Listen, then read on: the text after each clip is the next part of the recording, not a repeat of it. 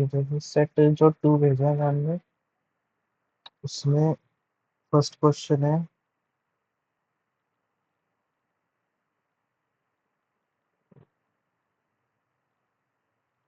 कि मीन और standard deviation निकालना है फ्रॉम द फॉलोइंग डेटा। तो पहले एक्स लिख के वो सारा डेटा लिख लेंगे जो भी सारे नंबर दिए हैं।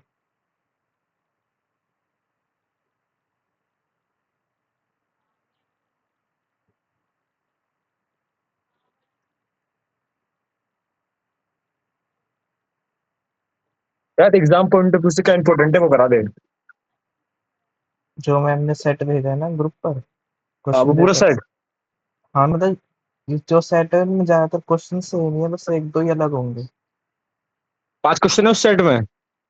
5 क्वेश्चन है हाँ। जो सेट में फॉर्मेट है ना, उसी फॉर्मेट में क्वेश्चन आएंगे एग्जाम में भी। तो 5 के 5 क्वेश्चन ही करा दे यार। ये लिख लिया। तो ये पहला क्वेश्चन है, सेट 2 करा रहा हूँ मैं। इसमें फिर नीचे लिखा है if all the values are multiplied by 5। तो यहाँ लिखेंगे x इंटू 5 हो जाएगा इक्वल्स टू 92 इंटू 5 एंटर। फिर इसे यहाँ से ये हो जाएगा, सारी मल्टीप्लाई बाय 5 हो जाएगी। अब हमें इसका बस मीन और स्टैंडर्ड डेविएशन निकालना है। मीन के लिए यूज करते हैं इक्वल्स टू एवरेज। ये सारे सेलेक्ट करके एंटर, ऐसे इसका निकाल लेंगे।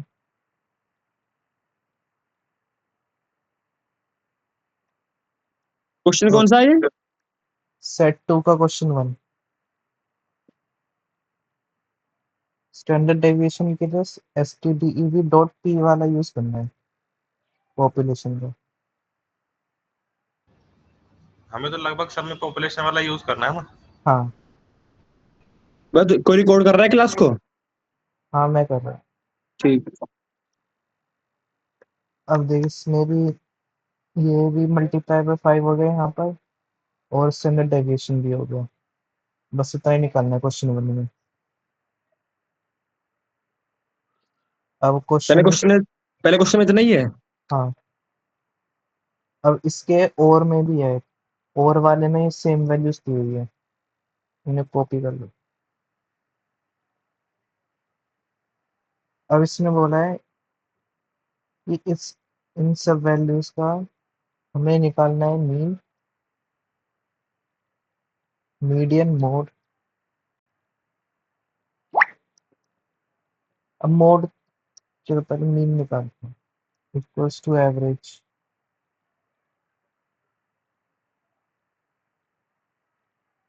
और ये भी इक्वल्स टू मीडियन से मिलेगा। अब मोड के लिए देखना होगा कि कौन कौन सी वैल्यूज को रिपीट हो रही हैं या नहीं। तो इसमें एक तो 92 रिपीट हो रहे हैं, और 81 रिपीट हो रहे हैं।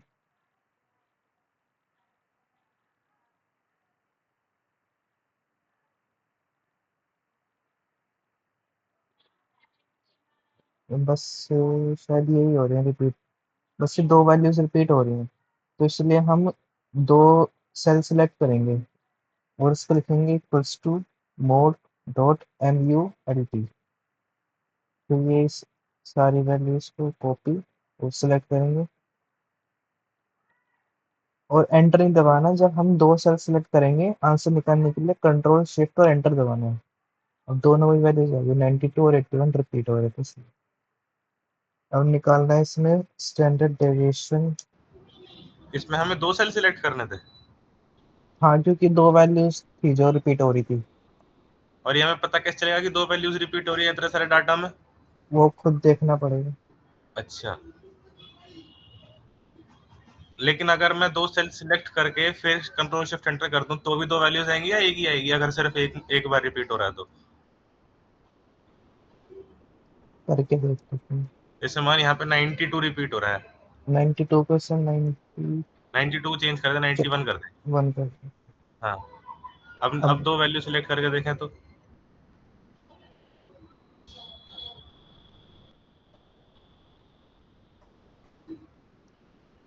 दोनों में सेम आए। चल ठीक ठीक।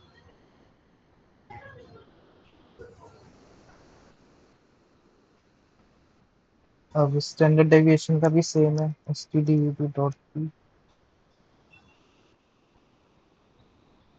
कर्टोसिस का इक्वल्स टू कर्ट तो तूने फॉर्मूला क्या लगाया स्टैंडर्ड डेविएशन में, जो पिछले एस क्वेश्चन में लगाया था? stdv.p। ठीक है। अब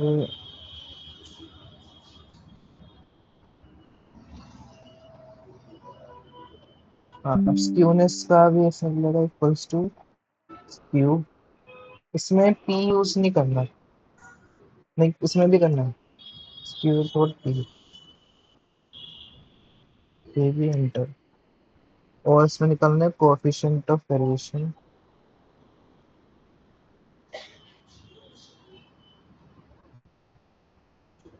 फिर निकालना है मिनिमम मैक्सिमम और रेंज। मिनिमम मैक्सिमम और रेंज।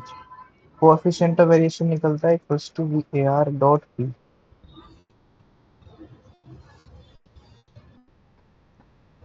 ये एंट्री और इक्वल्स टू मिनिमम का min।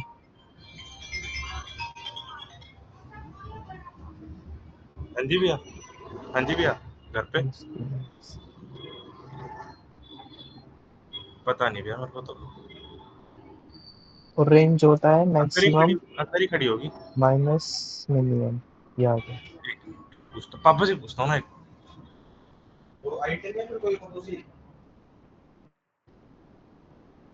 क्वेश्चन वन बस ये था इतना।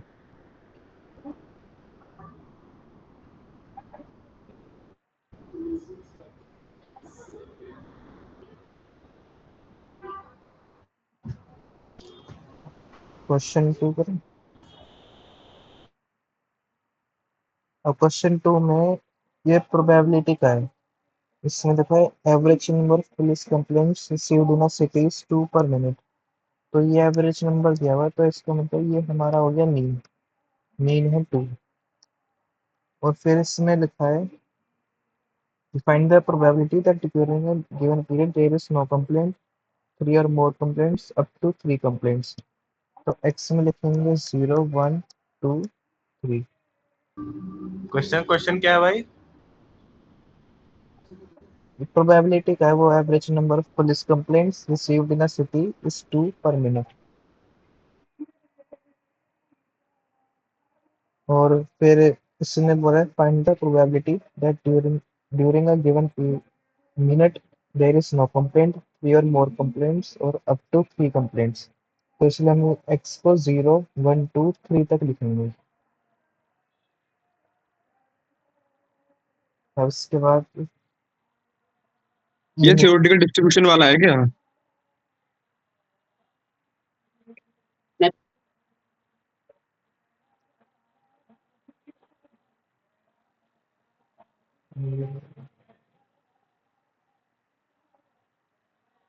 ये नॉर्मल से थोड़ा होगा, हाँ पॉइजन से होगा ये। पोजीशन से होगा तो x coma mean.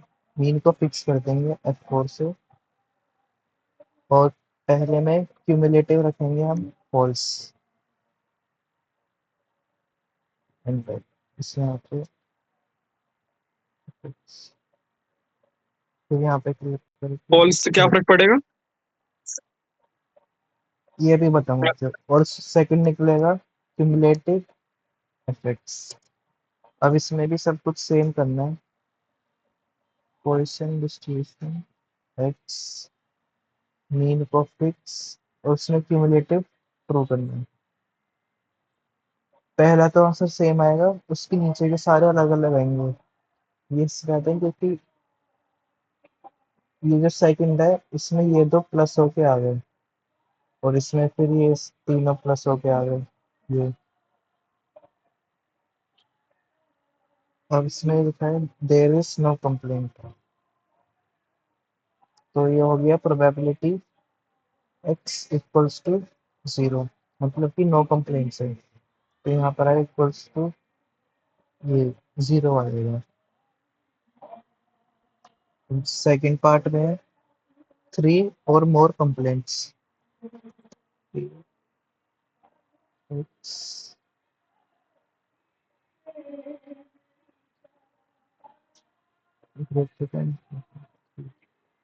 3 or more complaints है तो ये भाई हो ये गया फॉर्मूला एक बार दोबारा बताना, एफएक्स कैसे निकाला अपन ने? पॉइसन डिस्ट्रीब्यूशन से। पॉइसन डिस्ट्रीब्यूशन ब्रैकेट में फिर कैसे? फिर जो मांगेगा इसे पॉइसन एक्स मांगना है तो एक्स ये वाला और फिर मीन इसे F4 दबा के फिक्स कर देंगे और ठीक जो एफ एक्स है इसमें फॉल्स करेंगे और क्यूमुलेटिव एफ एक्स में ट्रू कर देंगे लास्ट में बस। ठीक ठीक। ये आ गया और फिर थर्ड पार्ट है up to 3 complaints.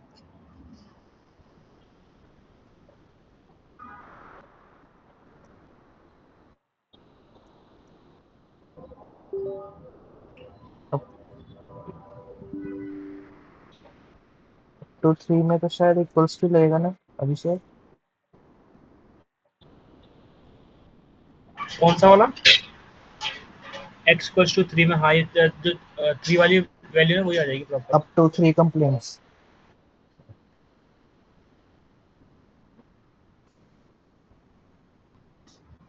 Up to 3 है तो इक्वल्स टू 3। बस ये भी हो गया सेकंडरी पूरा। अब थर्ड क्वेश्चन है correlation coefficient between each pair of variables. तो इसमें ना सबसे पहले नंबर ऑफ स्टूडेंट्स दिया हुआ है।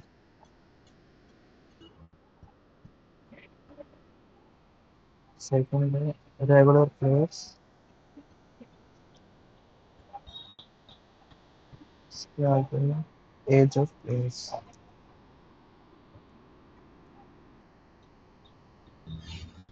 नंबर ऑफ स्टूडेंट्स में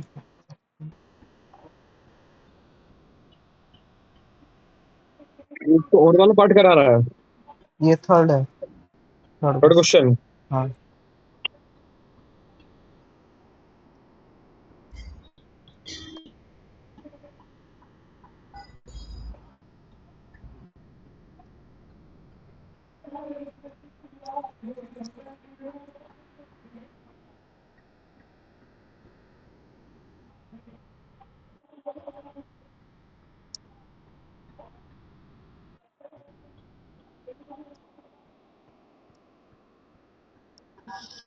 और इसने पूछा है कोरिलेशन ऑफ कोएफिशिएंट निकालना between each pair of variables.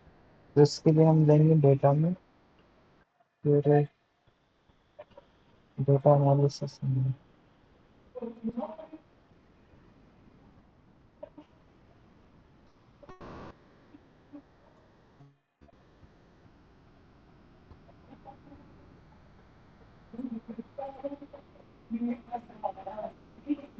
या कि डेटा एनालिसिस। अब इसमें निकालने है हमें कोरिलेशन ऑफ कोएफिशिएंट। तो यहाँ पर मेरा कोरिलेशन सिलेक्ट करके ओके। इनपुट रेंज है हमारी ये सारा डेटा, लेबल्स हैं तो क्लिक कर देंगे। आउटपुट रेंज होगी, हमें आंसर यहाँ निकालना है। ओके ये आ गया आंसर बस। कैसे करा दोबारा बताओ यार एक बार। डेटा डेटा में जाके डेटा एनालिसिस पे जाएंगे, फिर कोरिलेशन पे क्लिक करके ओके। इनपुट रेंज में सारा सिलेक्ट कर लेंगे, लेबल्स टिक कर देंगे जितने लेबल भी सिलेक्ट दिवांशु करें। भाई, हाँ तुम कर रहे हो वो तो दिख रहा है, लेकिन जो डाटा एनालिसिस पे क्लिक करके कर रहा है वो नहीं दिख रहा। हाँ एक कोरिलेशन वाला इनपुट और रेंज वाला से वो नहीं आ अच्छा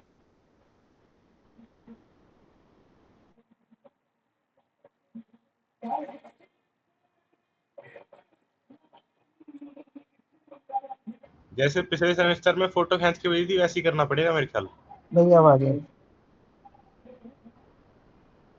अब आ रही है हाँ भाई है भाई। ना। तो ऐसी स्टार्टिंग से डेटा एनालिसिस में जाके कोरिलेशन, फिर इनपुट रेंज में ये सारा डेटा सिलेक्ट कर लेंगे, लेवल्स पे टिक कर दूंगा, वो तो लेवल भी सेट करें। आउटपुट रेंज को मैं जहाँ चाहिए वहाँ पर क्लिक करके ओके दबा दूँ, फिर ये आ जाएगा बस। यही आंसर है। ये भी हो गया थर्ड भी। अब फोर्थ क्वेश्चन देखो।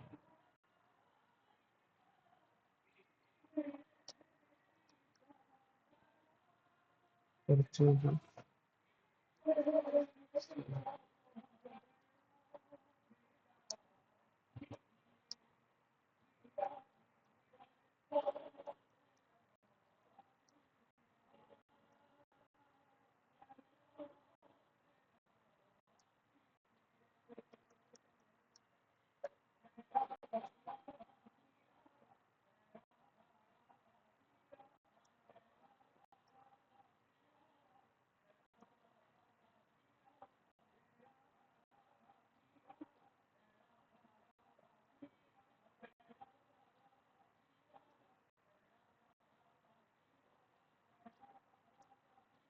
अब इसने पूछा कि from the following data relating to purchases x and sales y, obtain the regression equation of x on y। तो रिग्रेशन इक्वेशन निकालने के लिए डेटा एनालिसिस फिर बताएंगे रिग्रेशन में। ओके, इनपुट y रेंज में हमें y ऑन x निकालना है, तो y में ये वाला करेंगे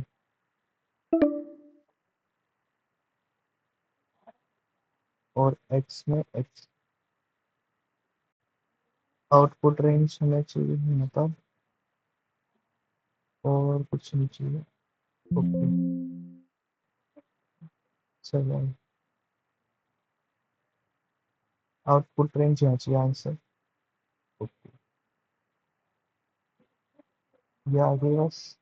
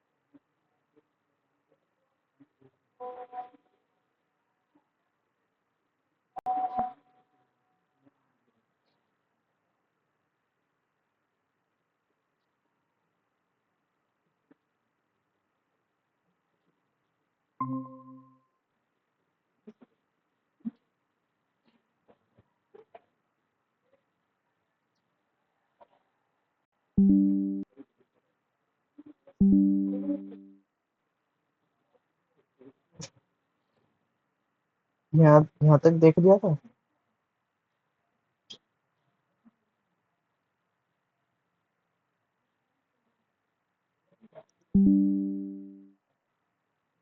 ये कौन सा क्वेश्चन है? फोर्थ? हाँ फोर। या दोबारा बता दे एक बार, ध्यान नहीं है कैसे हुआ। देख इसमें बोला है जो डेटा दिया है वो लिख लेंगे, ये वाला परचेज और सेल का गिवन होगा। और उसने पूछा कि हमें कोरिलेशन इक्वेशन बता रही है y ऑन x की। तो डेटा में जाएंगे रिग्रेशन में। ओके, और यार y तूने मेरे को लैब में एक बार वो बताया था, फॉर्मूला डायरेक्ट करने का। वो तूने किस क्वेश्चन का बताया था? फर्स्ट का, सेकंड का, थर्ड का? वो पता है रैंक कोरिलेशन वाला। वो क्वेश्चन कहाँ पर है? वो दूसरे सेट में है, इस वाले सेट में नहीं है। अच्छा अच्छा ठीक है।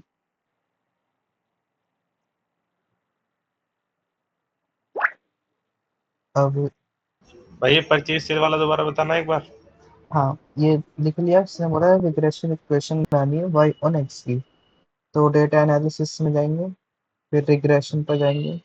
ओके, अब y में सेल्स सिलेक्ट करेंगे और एक्स वाले में परचेजेस, और फिर आउटपुट ऐसे रेंज। किसी में भी सिलेक्ट कर सकते हैं, फिर कुछ सिस्टम है? जैसे इसने पूछा है वाई ऑन एक्स निकालना है, तो हाँ, पहले वाई में वाई करेंगे और एक्स में एक्स करेंगे। अगर ये तो एक्स ऑन तो वाई मुझे कैसे निकालना, पता चलेगा एक्स कौन सा है, वाई कौन सा है? वो क्वेश्चन में दिया हुआ है, अच्छा, इसमें लिखा हुआ है परचेजेस एक्स है और सेल्स वाई है। ठीक ठीक। बस ऐसे फिर सिलेक्ट करके आउटपुट रेंज आंसर चाहिए। ओके, ये आ गया।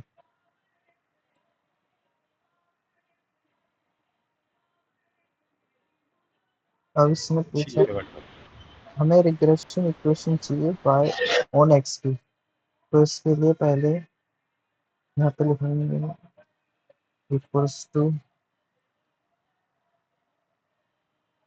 जो हमारा इंटरसेप्ट आएगा उसे लेंगे, इंटरसेप्ट को यहाँ से कॉपी कर लेंगे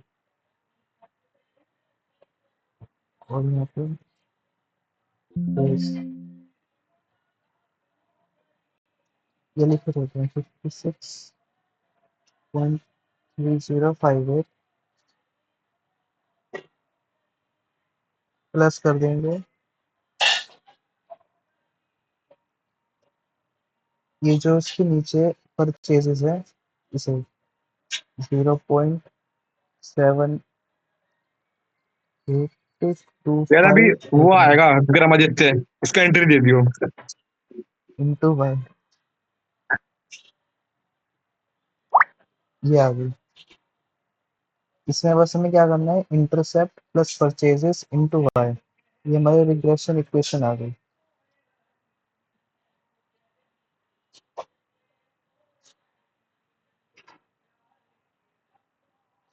अब दूसरा क्वेश्चन है, ये वाई हमारी सेल है।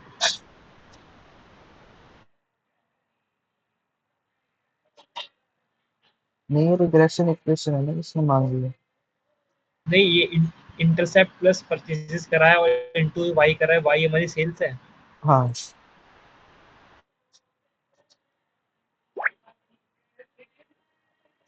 ये एक्स है और ये वाई। अब लास्ट क्वेश्चन है ये, इसमें दिया हुआ है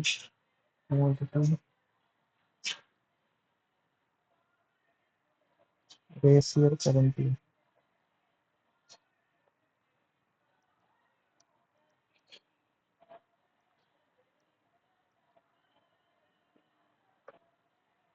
मॉडिटी ABCD प्राइस क्वांटिटी।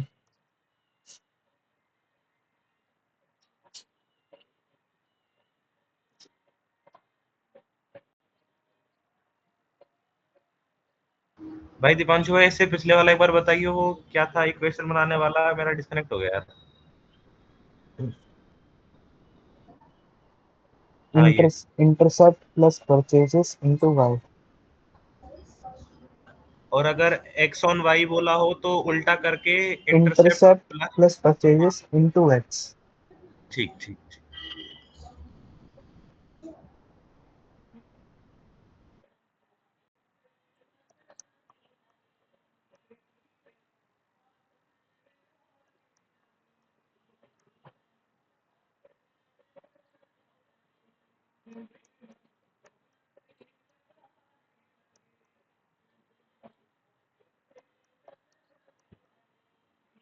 अब ये दिया होगा, अब इसमें हमें निकालना है प्राइस इंडेक्स नंबर, निकालना है 4 कमोडिटी का by using last price.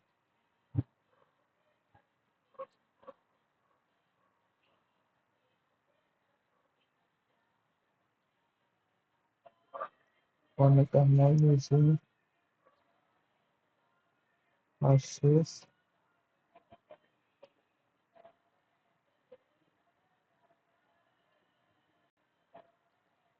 Officers.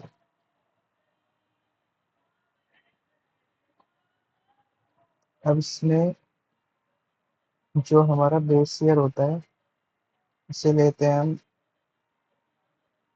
P0, price है तो P0, क्वांटिटी है तो Q0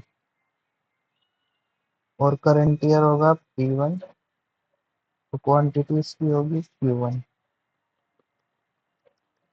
अब लास्ट फेज का फॉर्मूला होता है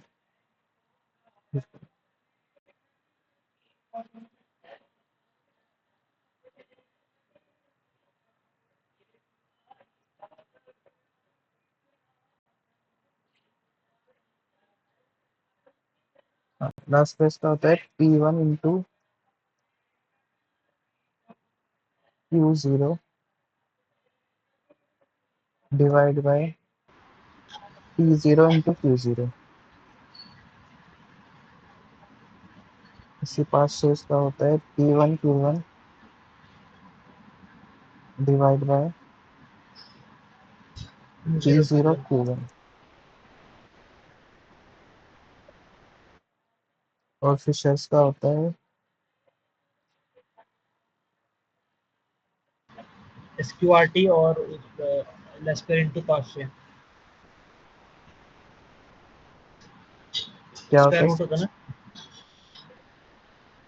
अरे हाँ ऐसे लिख दे SQRT और ब्रैकेट में L into P last phase into. Into. हाँ अब पहले जो ये सभी निकालने पड़ेंगे तो हम यहाँ निकाल लेते हैं P1 Q0 को तो यहाँ ये इक्वल्स टू P1 कौन सा है P1 हमारा ये वाला है equals to P1 into Q0 ये है।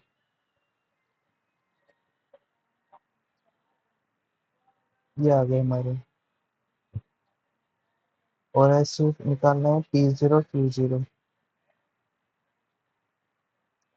तो P0 ये रहा इंटू Q0 फिर चाहिए P1 Q1 तो equals to P1 into Q1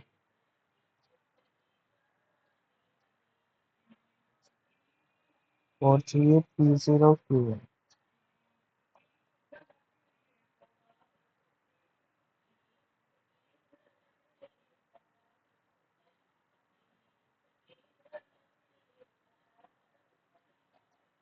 अब इन चारों का सम निकाल लेंगे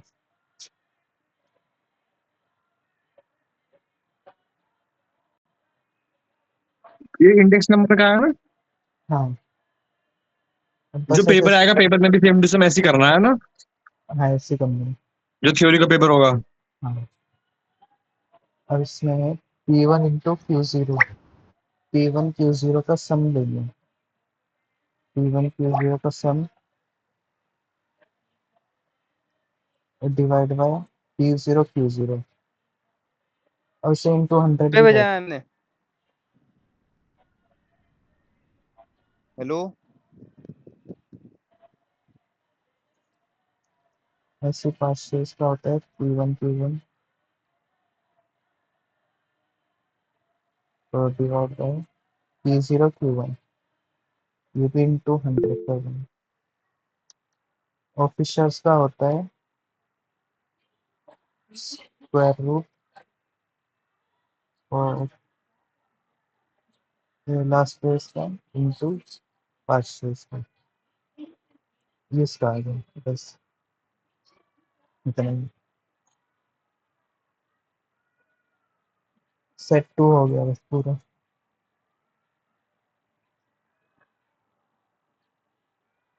सेट टू जरूरी, सेट वन ज्यादा जरूरी है?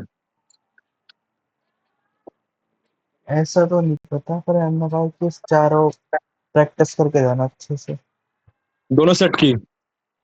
हाँ तो दोनों सेट में ज्यादातर सेम क्वेश्चन है बस दो भाई जो ये अलग है फीचर्स का कुछ समझ में नहीं आया।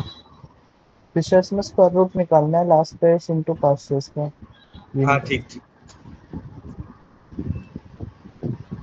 और ये जो अब P1 into sorry Q1 into P1 divided by P0 into Q1 है फर्स्ट स्टेज वाला, हम्म इसके फॉर्मूले पे क्लिक करिए एक बार। ये बगल वाला बगल वाला। हाँ पूरा एरे सिलेक्ट करना है ये। नहीं सिर्फ जो सम निकाला है वो ये टोटल निकालेंगे हमने। ठीक ठीक। अब मैं दूसरे सेट में से वो वाला क्वेश्चन करा रहा हूँ जो अलग है। उस पे आजा, क्वार्टल वाले पे। हाँ क्वार्टर। कौन शांत रहना भाई, तू गाँव से है क्या? भाई शांत बैठ जा। 113।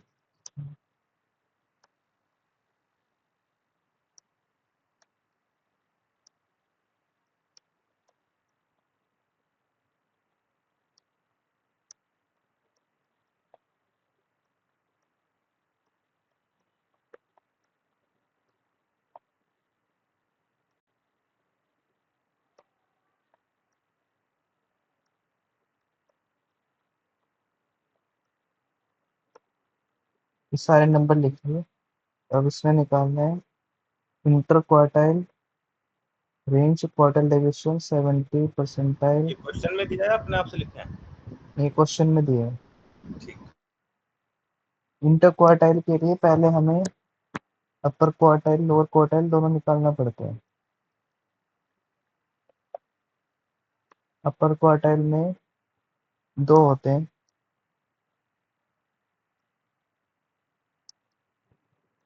इंक्लूडिंग मीडियन और एक एक्सक्लूडिंग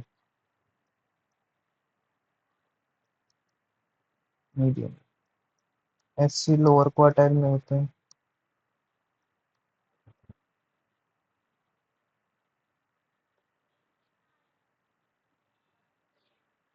तो ये इनके अपर क्वार्टाइल निकालने के लिए equals to quartile.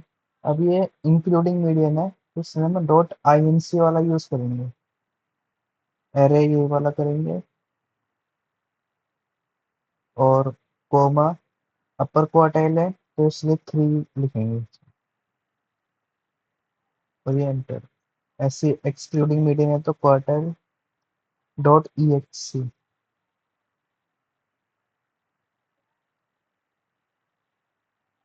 Array select करके क्वार्टाइल अपर है तो इसमें भी +3। ऐसे लोअर क्वार्टाइल में इंक्लूडिंग मीडियन है तो क्वार्टाइल डॉट आईएनसी वाला यूज करेंगे।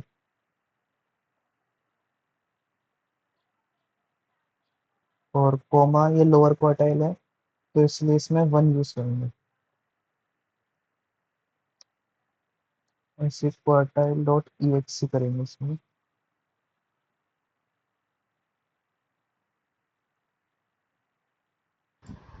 भाई ये इंक्लूडिंग मीडियन और एक्सक्लूडिंग मीडियन में फर्क क्या है? वो पता नहीं। नहीं नहीं, अप और अपर और लोअर में 3 का फर्क है बस।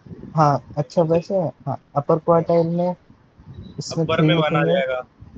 हाँ 3 अपर में 3 लोअर में हाँ 1।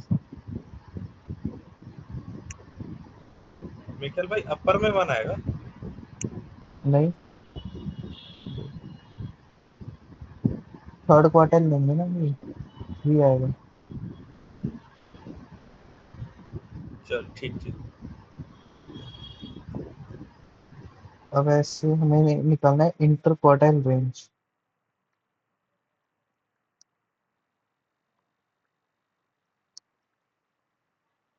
इसमें भी इंक्लूडिंग एक्सक्लूडिंग मीडियम ही निकलेगा। ये बस निकलता है अपर quartile minus lower quartile. Including median को इंक्लूडिंग मीडियन वाले से माइनस करेंगे। ऐसे 140 माइनस ये आ गया। बस इंटर क्वार्टाइल रेंज निकल गई। अब क्वार्टाइल डेविएशन निकालना है।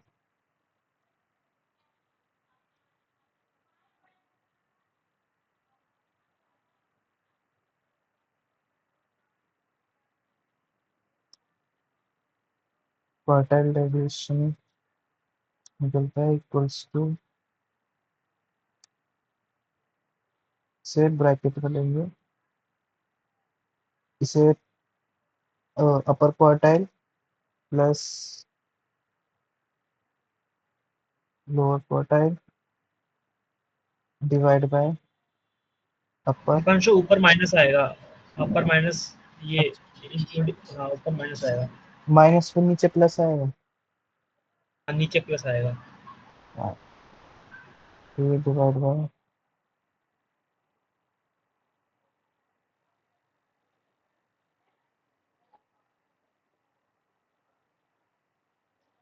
इसमें भी दो निकलेंगे इंक्लूडिंग एक्सक्लूडिंग में। ये अभी हमने इंक्लूडिंग का निकाला है, एस सी एक्सक्लूडिंग का निकलेगा 140 माइनस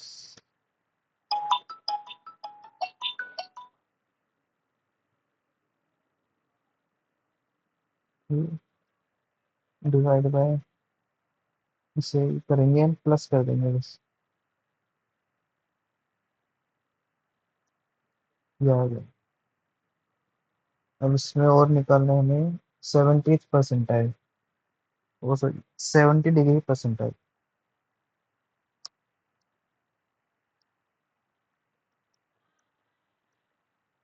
तो इसके पास लिखा है इक्वल्स टू परसेंटाइल, इसमें भी इंक्लूडिंग एक्सक्लूडिंग भी निकलेगी।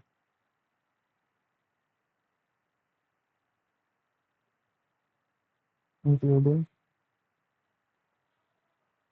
एरे ले लेंगे और कोमा में हमें लिखना है कि हमें 70 डिग्री परसेंटाइल निकालना है, तो इसलिए 0.7 लिखेंगे।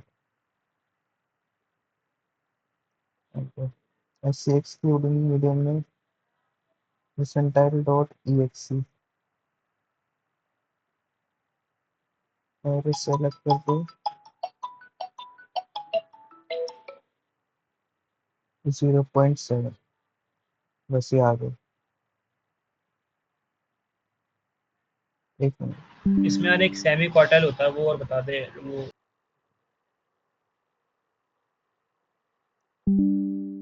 हाँ क्या निकालना था? हेलो,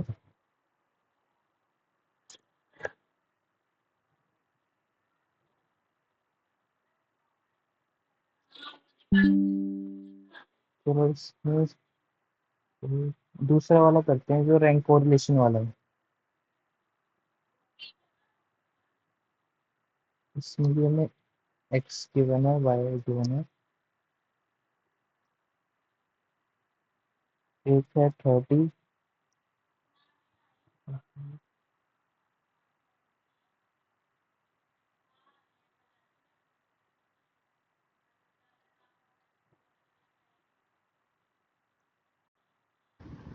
दीपांशु भाई आवाज नहीं आ रही? अब आ रही है हाँ भाई। 29।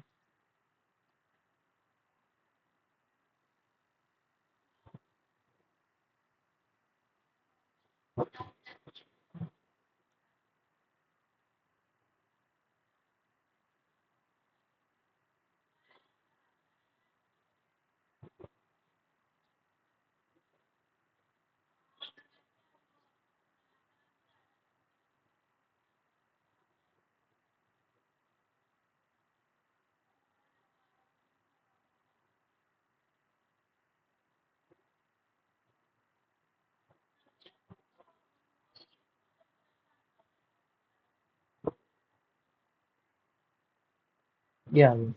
अब इसमें एक्स और वाई गिवन है, इसमें हम निकालेंगे R1 R2 equals to rank average.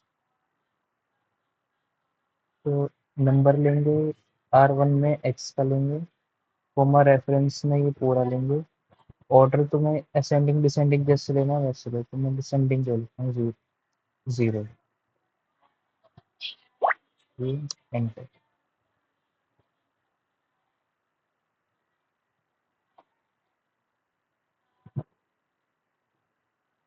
ऐसे इसमें लगाएंगे equals to rank average by हमारा रेफरेंस कोमा डिसेंडिंग। यहाँ निकलेगा हमारा d²। d² निकलता है r1 माइनस r2।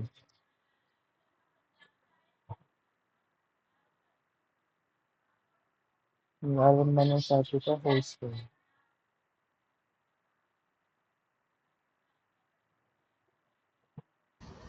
भाई 3.5 कैसे आया है? तो यहाँ पे वो आना चाहिए ना, तो 3 आया या 2 आया। रैंक एवरेज यूज किया ना तो इसमें। अच्छा, एवरेज। हाँ, हमें एवरेज ही लेनी है। वो क्वेश्चन में लिखा होगा, ऐसे इसमें लिखा है यूजिंग रैंक एवरेज। अगर ठीक रैंक इक्वल लिखा होगा तो इक्वल्स टू रैंक इक्वल से निकाल ठीक। लेगा।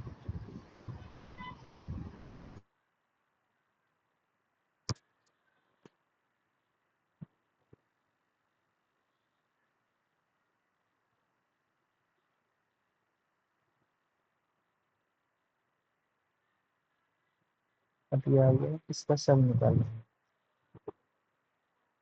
ये हमारा d² का सम है। अब हम उसमें काउंट भी निकालने हैं क्योंकि वो फॉर्मूले में लगेगा, इक्वल्स टू काउंट 8। अब इसमें फॉर्मूला डालना पड़ेगा जो होता है r3। फॉर्मूला होता है इक्वल्स टू 1 माइनस, दो बार ब्रैकेट, फिर 6 इंटू जो ये सम आया इससे करेंगे, फिर डिवाइड बाय 8 जो काउंट है उसका क्यूब माइनस काउंट, और दो बार ब्रैकेट बंद करके एंटर।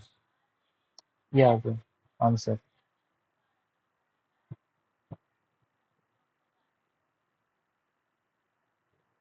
बस इसमें ये निकालना है।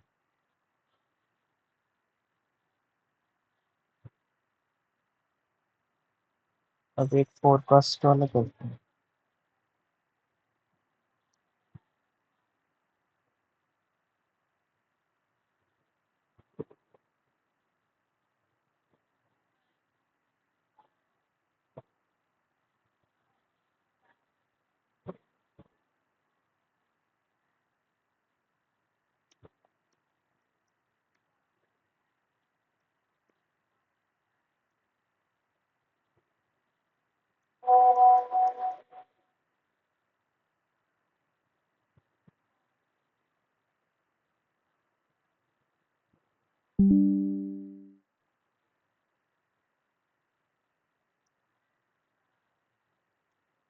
अब इसमें बोला है कि फोरकास्ट करना है production for the next 5 years।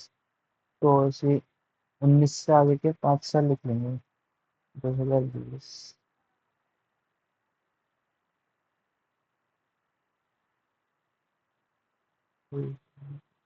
ये नेक्स्ट 5 years हो गए। अब हमें निकालना है इसमें equals to, data, data analysis.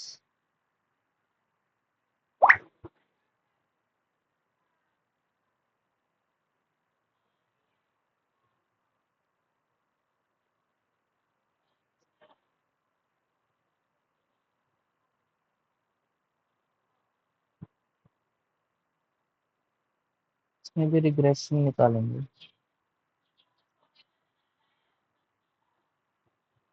Input y range में वाई, एक्स रेंज में एक्स, आउटपुट रेंज में इधर निकाल। तो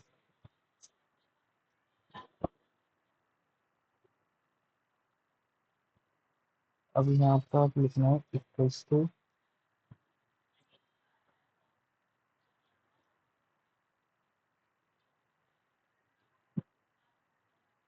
इंक्रीज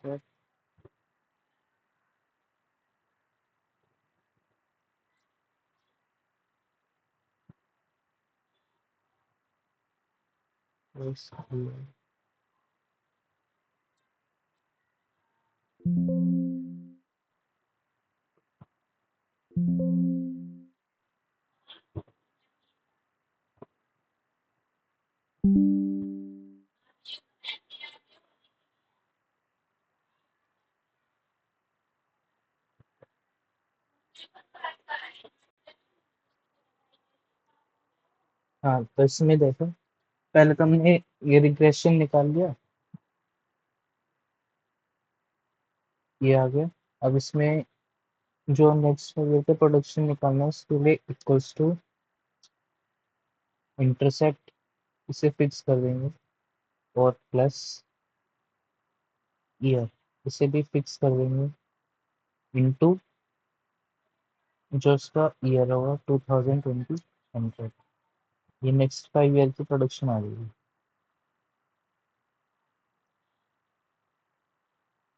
बस इसमें भी ये निकालना पड़ेगा।